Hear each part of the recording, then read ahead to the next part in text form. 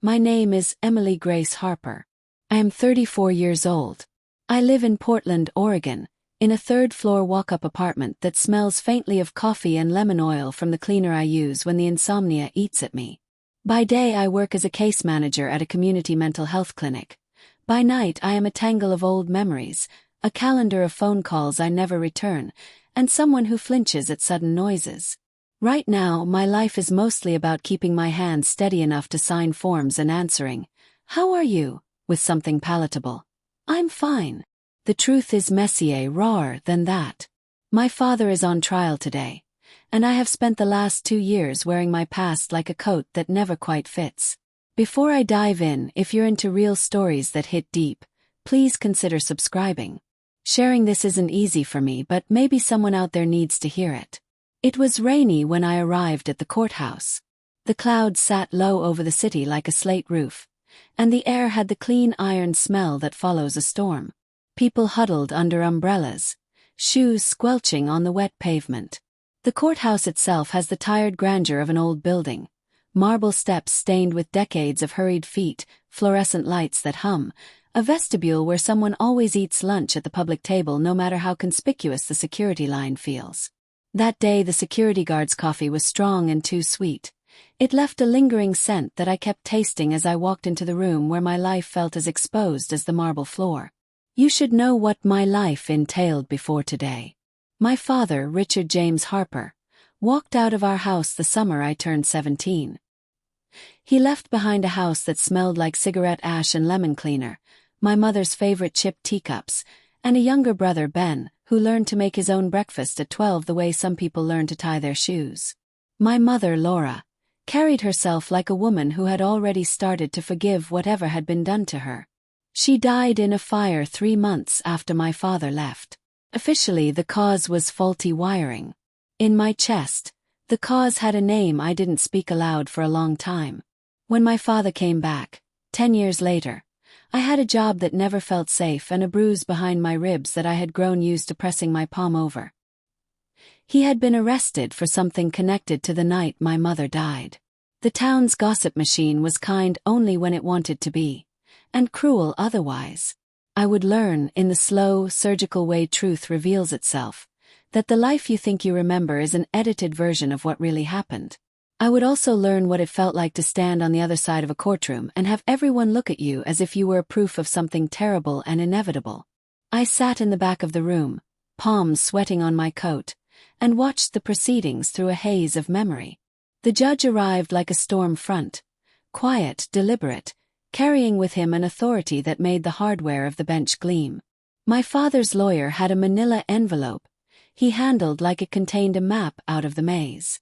And then the prosecutor asked the judge, because such things are done for reasons that are both legal and merciless, for a reading of a letter my father had requested be entered into the record.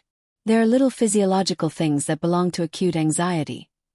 The metallic taste in your mouth, the way your knees feel hollow, the way you forget how to swallow. My throat tightened as the bailiff looked up and asked everyone to stand. I remember the scrape of the wooden chairs, the creak of leather, the smell of old paper. There was a moth of dust that crossed the shaft of sunlight from the tall window, and I watched it float as if the world had decided, unanimously, to be painfully normal. Then the judge opened a sheet of paper, and silence, sterile and absolute, fell over the room. "Before we proceed," the judge said, looking at the envelope, "Counsel, is there objection to the reading for the record?" The prosecutor did something with his jaw. My legs wanted to fold. I felt a small, foolish urge to stand up and shout that this letter belonged to me, that whatever was in it mattered more than the rituals of that court.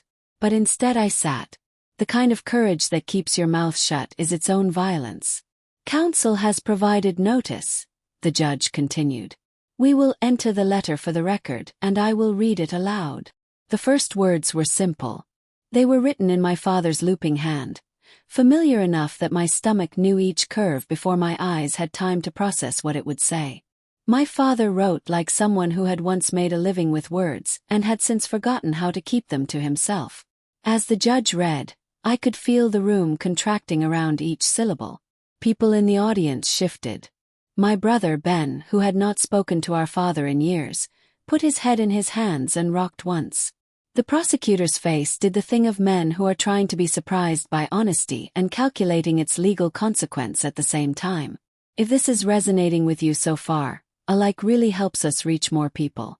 When the judge reached the second paragraph, something in me unclenched and then tightened like a spring.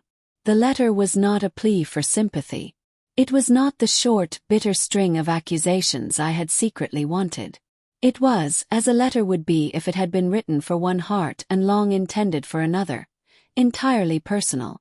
Emily, the judge read with a slow cadence, if you are hearing this in a courtroom, I am asking you to listen like you used to when I told you stories in the kitchen. You did not deserve what happened to you. I took a thing from you that was never mine to take, and I have been paying for it with every year I had left to give. I felt the floor drop and the world tilt. My body remembered the night in flashes, the heat of the kitchen light, the smell of burning oil, the way my mother had whispered a name that sounded like a promise. I had buried the thing my father was hinting at under so much silence that I didn't know if it had been a dream. The letter had a way of pulling at a seam that had never fully healed, and as the judge's voice continued to stitch words into a shape, the room did what rooms do when they are offered a moment of unguarded truth. It listened. When I think back to the kitchen where those stories were told, the details are stubborn. The linoleum was yellowed around the sink, the faucet always had a film of water spots, and my mother's teapot had a hairline cracked down the side she kept telling herself would never be a problem. My father would sit at the opposite end of the table, elbows on the wood, and talk in a low voice about trains or the Pacific, about things that took you away from the smallness of the house. He had a way of making a story feel like an escape route. One of the only things I missed about him when he left. He left because after a certain point loving him felt dangerous. There are different kinds of absences. His was the kind that left scorch marks. He drank to blur memories he didn't want to feel and then used my quietness as a mirror to avoid seeing them. If you ask people about trauma, they will tell you it is the big things, the explosions, and they will list them in neat, headline-friendly phrases. But trauma is also 1,000 small edits. The way my mother stopped humming in the mornings, the way Ben learned to make coffee and toast because it was the only civilized noise left in the house. People asked why my father left, and the answers perched like splinters in my throat. The night my mother died, I was 17 and convinced that I could fix anything if I just kept my mouth moving. There'd been a fight, 2 drinks too many, the volume of the argument building like a tide, and then the kitchen light catching the sweat on someone's forehead. I don't tell this part well because memory has a way of being both an ally and a saboteur. There was shouting. There was a shove. There was an accident, a pan on the stove, a sound like a match struck too close to a page. My mother inhaled smoke and the house filled with it in the way old houses do. Patient, unforgiving. The emergency crews said it was the wiring, which made sense to the town because wiring is something bureaucracies can assign blame to with the right paperwork. But there is a different kind of sense families learn to live with. I saw my father the night after the funeral, sitting on the curb outside the funeral home with his hands on his knees like someone trying to hold himself down. He told me in halting sentences that it was me, as if he were rehearsing lines. His voice had the weary quality of someone who had catalogued pain for decades. It was my fault, he said, and every part of my teenage brain that wanted simple absolutes was relieved. If he was at fault, then the story could be wrapped up and put on the shelf. He went to prison not for the wiring but for something else entirely. For the confession he gave, for the thing he said he had done. What the town wanted to know, and what I wanted to know and didn't want to know all at once, was whether he had been protecting me. A lot of times people believe the stories that spare them the worst of their own culpability. My father's confession offered me a narrative that wrapped neatly in my hands. He had made a terrible choice to say he caused my mother's death to keep whatever else had happened hidden. I told myself I believed it because I needed to. I said it over and over in the empty kitchen of my new life. Ben would not let it be neat. He grew into a man who kept his feelings compact and sharp. When Dad was arrested, Ben and I had a fight in the hospital parking lot, rain sluicing off the windshield like a curtain, and he accused me of letting our father become a myth. "You always let people make themselves the hero of the story," he said. You never make yourself the center. There are brutal things siblings will tell each other that are only true because they've been waiting a long time to say them. In the years after, I married someone who was good at pity and bad at listening, like a lot of men who think the right thing is to hand you a coat when what you need is to be seen. We divorced quietly, a gentle peal of two people who weren't cruel enough to need bitterness. Held steady jobs. Kept my head down. But certain nights I would lie awake and think of my father in a cell and wonder about all the things he promised to fix with that confession. My grief, his guilt, our family's chaos. He had paid with freedom to protect some other truth. And whether that was noble or cowardly depended on who you asked.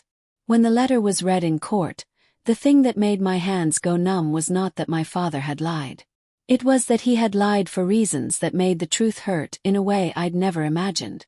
The judge read, I told them I did it to keep her name clean. I told them I did it to keep Ben and Emily safe from the things I thought would ruin them. That was a lie, and it was the worst one I ever told. At that moment I felt the room shrink into the space behind my ribs where I had been keeping a secret I wasn't even sure I recognized anymore. There are memories that float free like flotsam and memories that anchor, refusing to move until someone of consequence pulls them. The letter was a hook. Has something like this ever happened to you? Feel free to share in the comments. I'm reading everything, I murmured to myself, a reflex shaped by the countless nights I'd spent scrolling through other people's confessions, finding meaning in shared brokenness. He wrote about the night in an economy of remorse that made the words feel like currency. He admitted to taking responsibility for an action that, if true, would change the legal history of our family. He admitted to saying things to detectives, to sign papers, to let himself become the villain.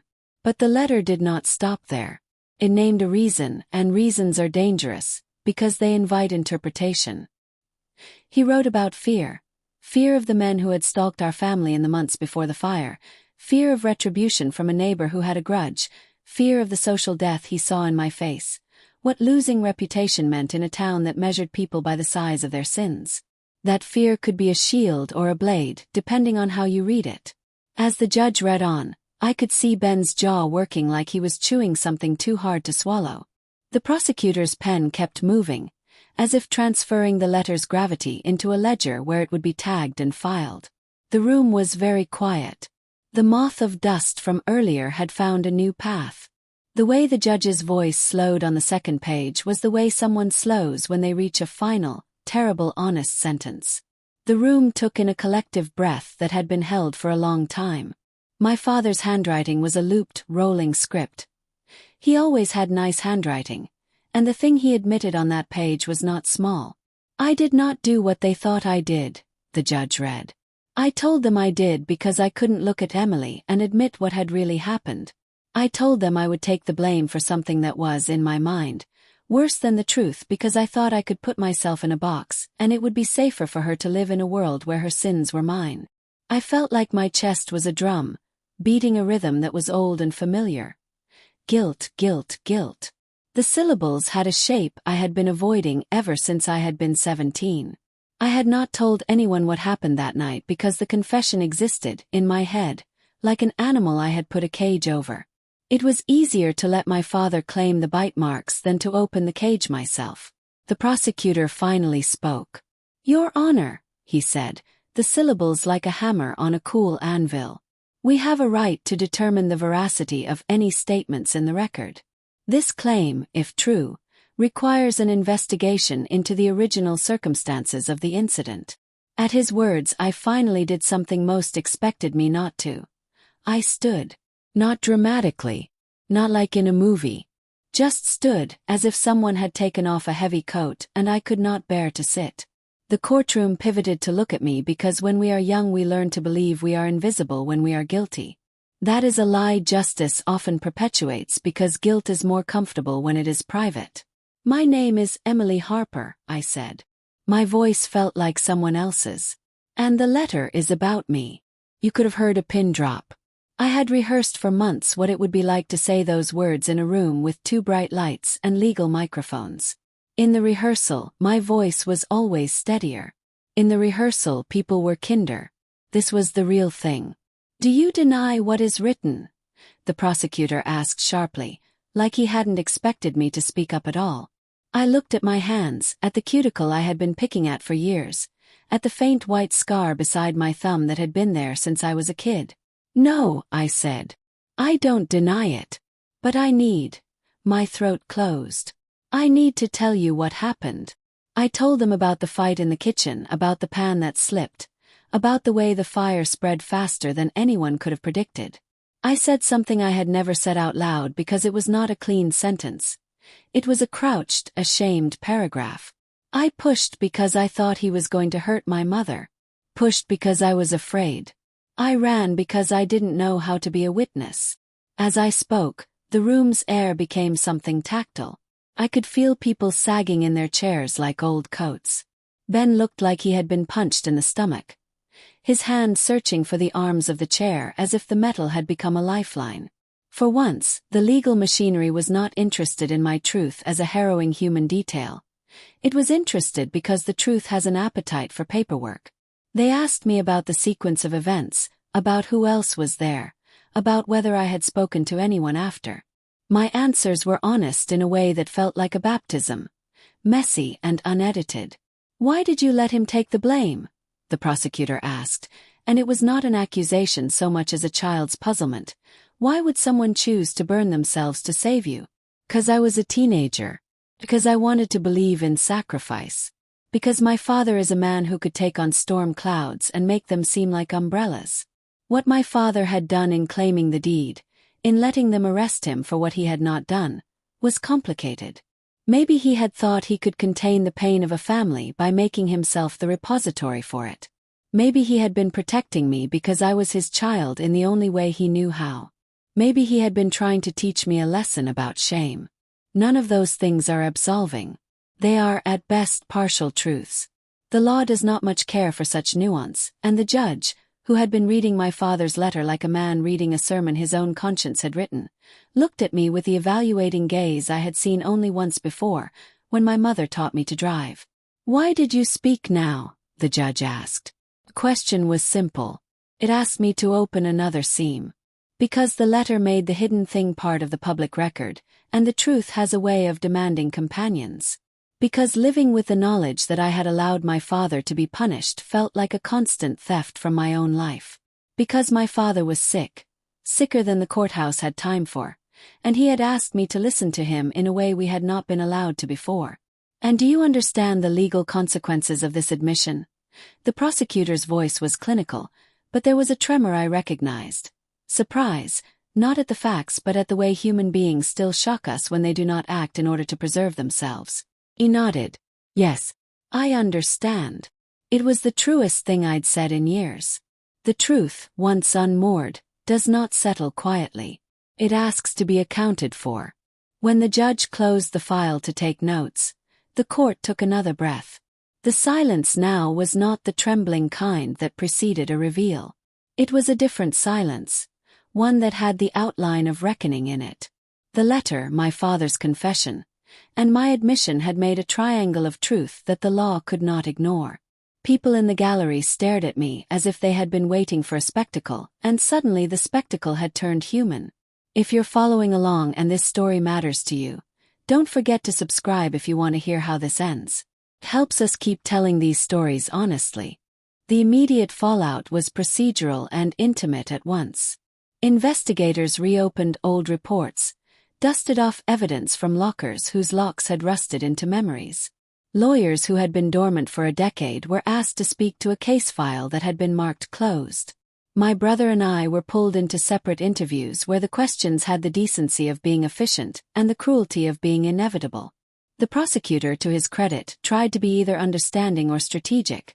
Sometimes those things are the same, with a follow-up about motive and timeline, about whether my confession in court could stand against the weight of institutional inertia.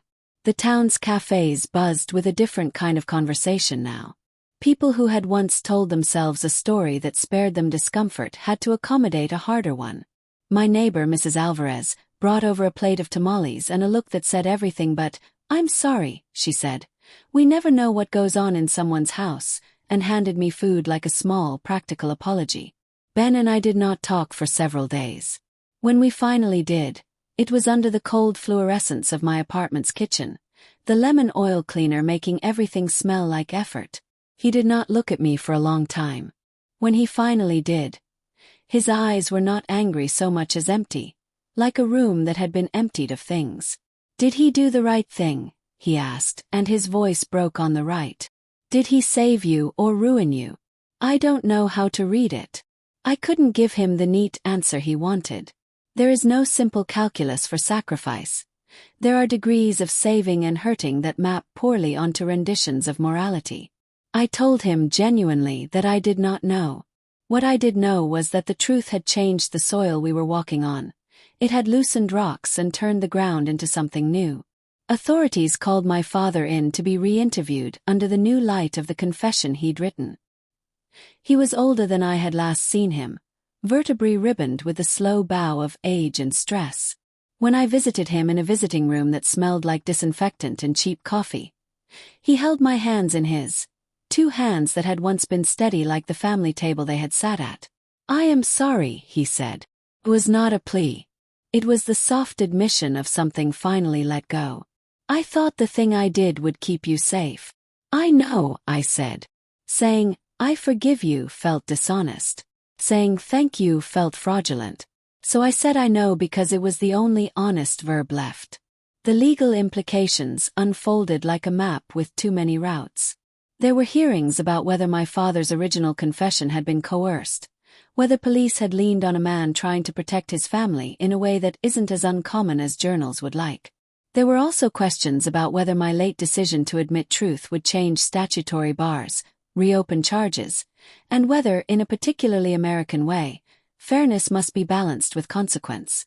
At one hearing, my father's lawyer argued with an earnestness that was both infuriating and heartbreaking. Mr. Harper took the blame because he always has.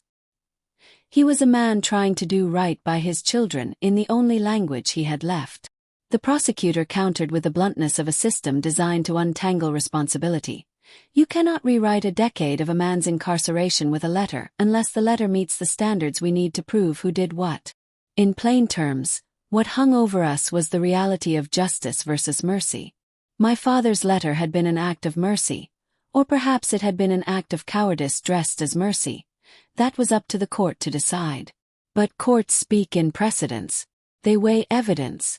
They do not, ordinarily, weigh the moral calculus of a family.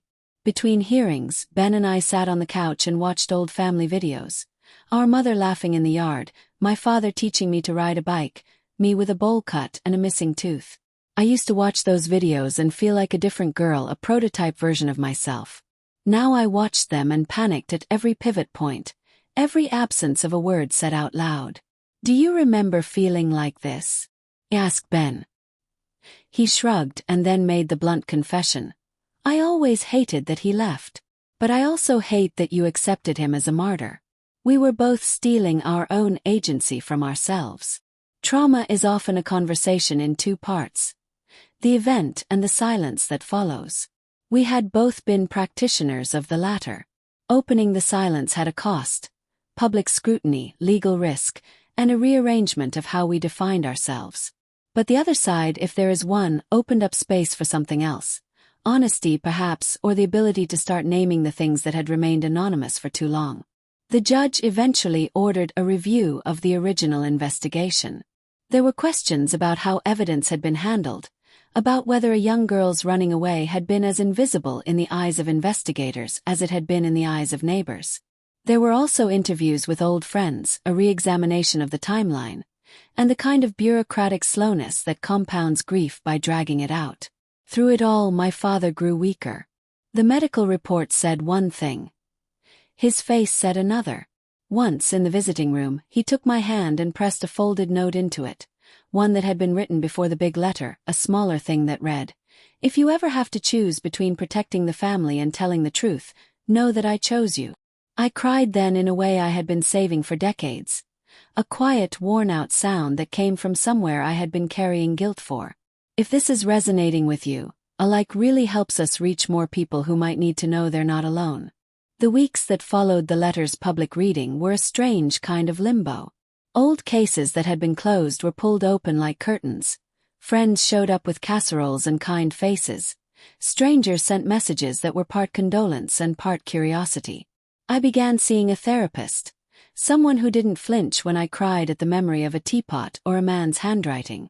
Therapy is a work of slow excavations, of naming the things you once pretended were random. It's where I learned to say the words "I was afraid" without the need to follow it with, "and so someone else paid." My father was released from prison on compassionate parole months after the letter was read.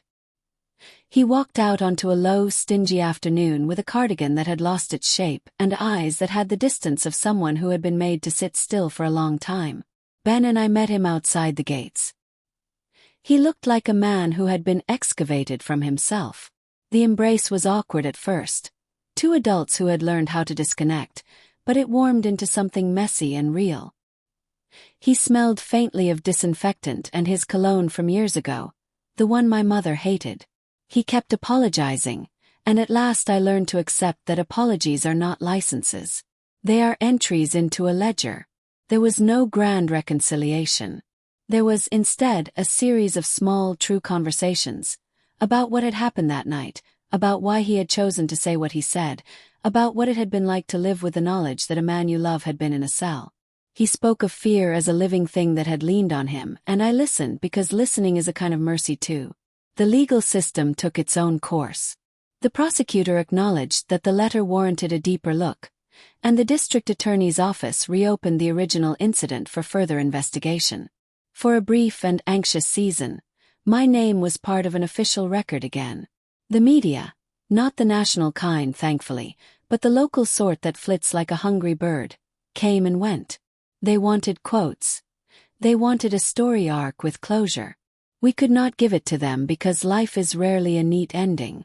What I learned in the aftermath, what I am still learning, is that secrets are not merely events hidden by time. They are architectures that shape how we make choices. My father's letter dismantled an architecture that had been built around silence, and what we found inside was messy and human. My fear, his incapacity, Ben's resentment, and the small room where my mother's laughter used to fit. People asked me, with the kind of well-meaning curiosity strangers have about trauma, whether I felt vindicated. Vindication is a brittle thing. I felt, instead, something like relief, not from the legal consequences but from the burden of unseen weight. I felt a lightness in knowing that the truth was out, imperfect and all. I felt sorrow for time stolen and for the years my father spent in a cell nursing a lie that had been meant to protect me. There is a lesson in all this that I wish were simple. Here is what I have learned. Truth is hard, and the courage to speak it is a messy, unfolding thing. My father's letter did not make everything right.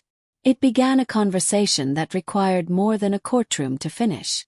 It required us to tell the truth, to accept responsibility, and to try, clumsily and often painfully, to rebuild trust.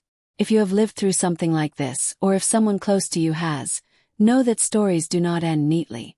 We learn to live with our choices, to forgive when we can, and to accept that sometimes the people we love will hurt us and sometimes we will hurt them.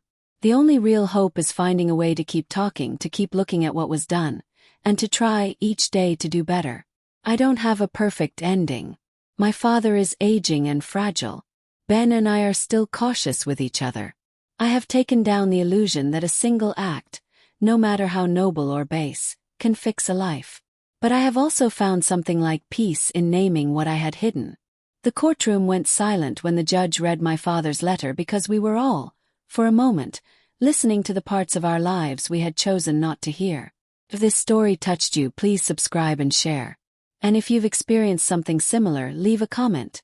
I read them and they mean more to me than I can say. Thank you for listening.